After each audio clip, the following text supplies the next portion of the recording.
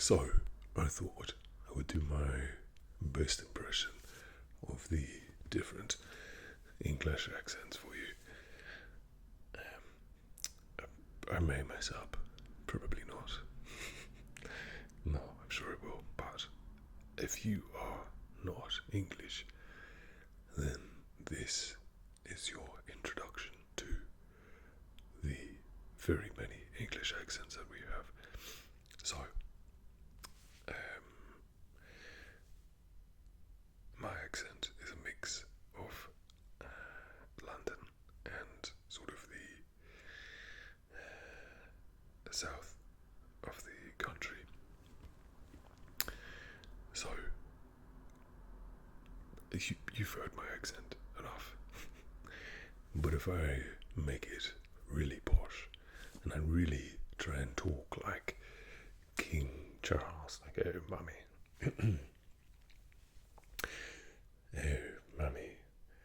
Oh, mummy, darling, are we going to go to the palace today?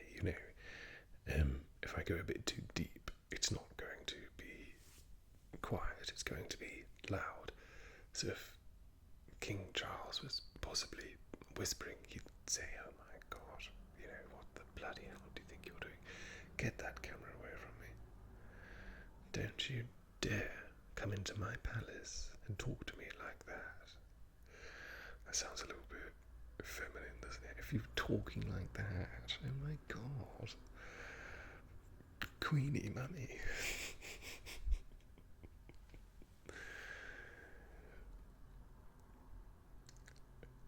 You know what? Maybe one day I'll do a proper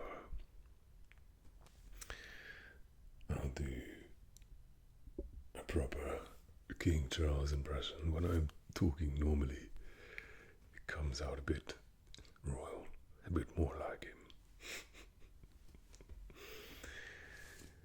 Or like when we're talking about people in London, they talk a bit like that, like proper Cockney, like Jason Statham. You know what I mean? I like him. I like the way he talks. What are you looking at me for? I'll smash your head in. You cheeky little bleeder. Right. You coming over here now? I told you to get your ass down here now. Do as I said. Fucking do as I tell you. What was that joke I said the other day? When he's in the library, because he's been a beekeeper, isn't he? I'm sure he's been an accountant. I'm sure he's been a mechanic. He's been a chef, a mercenary, and now he's a librarian.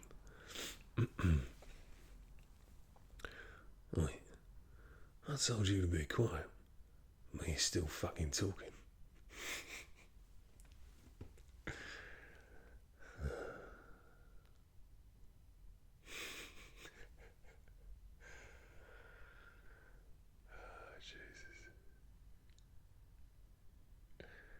So like, there's a proper London accent.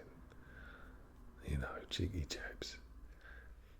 There's lots of London slang as well.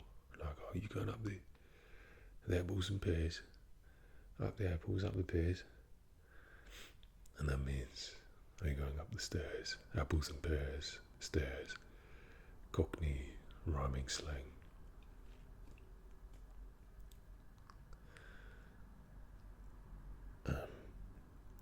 There's a few that come to mind, but I'm sure that they're wrong.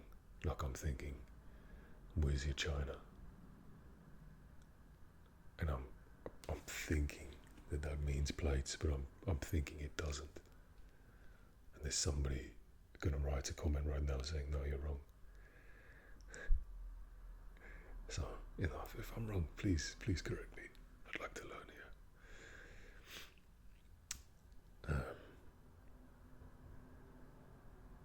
You know what, I'm not even gonna try and get into it. We'll do that another day.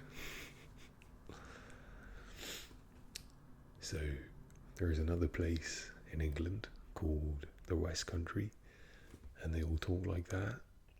They are mostly farmers, if they have a really heavy accent like that. And the funny thing about that accent is it was the first to become the American accent, right? So, like, you had your pirates and your Blackbeard, you talk like this. Hello, mate, let's go. Come on, found new land. Somewhere over there. And they got there, and of course, they spoke like that. And then, after a little bit of time, it changed to this American accent that you have now. Or not necessarily that you have, but that the American accent of what it is. And, there's a big distinction between the American West English accent and the posh, very royal accent. For example, if you're going to say, I'm going to throw a dart, in the posh English, you would pronounce the T and you would not pronounce the R. So you say dart. With the American and the West Country, you would pronounce the R and not so much the T. So you will say, I'm going to throw a dart. Dart. There's a dart.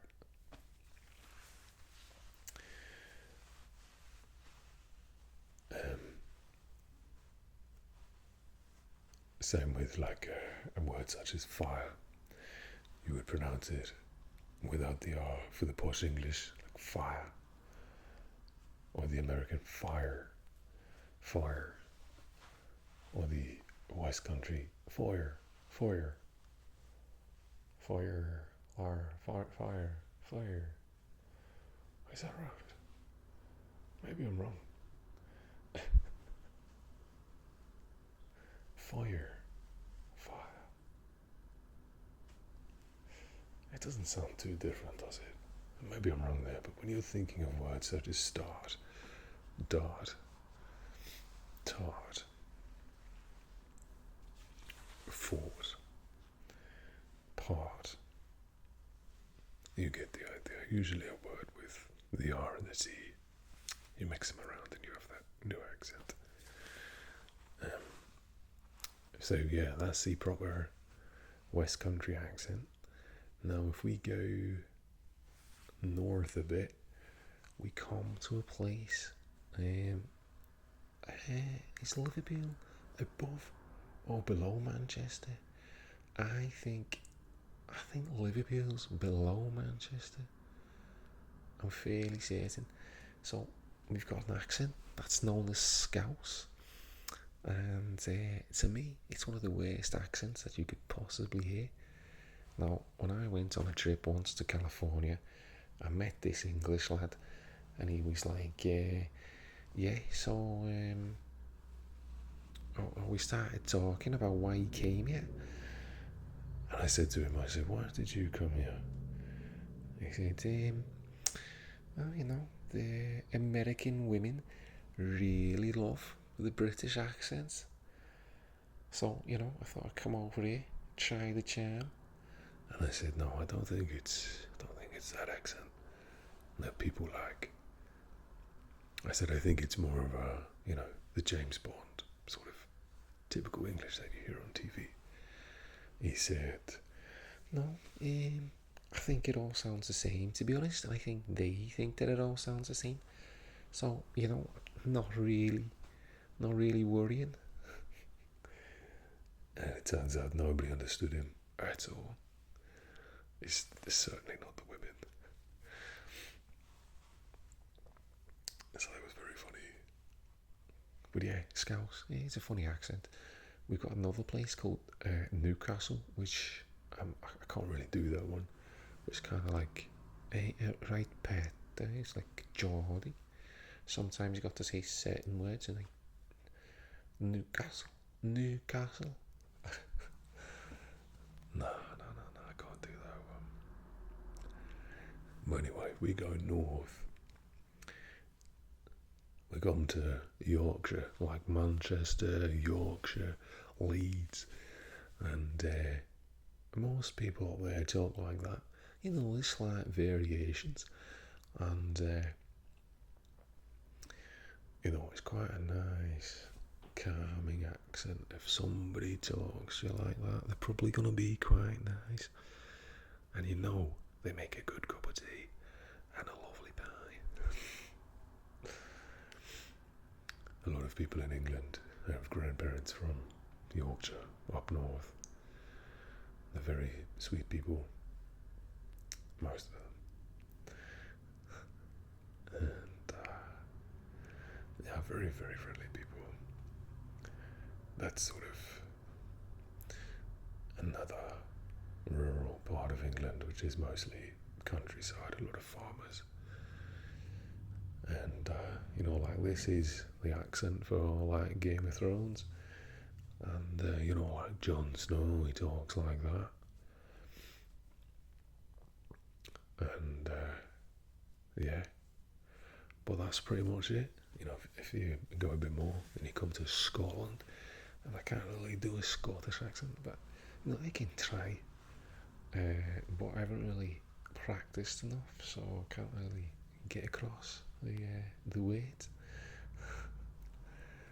Irish is always a bit of fun to do. Again, I've got a bit of practice to do with the Irish, but I'm getting there. It could be much worse. And then of course you've got Welsh, where like people talk like that. It's a little bit almost Scandinavian like, because if you listen to people from Norway, they sometimes talk like that. And you know, I was watching this show called Nursemen, and they say, "Hey, Arvin, I really can't wait to go out and pillage and conquer with you." And I thought that's an amazing accent. I wish I could talk like that. So, you know, I thought let's record a YouTube video and get some practice in. Kill two birds with one stone, as they say. And yeah.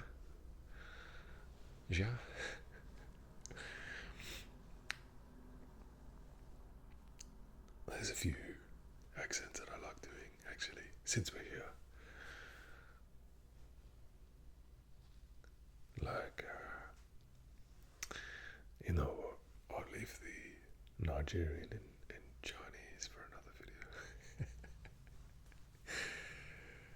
Alright, so we're gonna leave it here. Thank you so much for watching. Thank you for listening.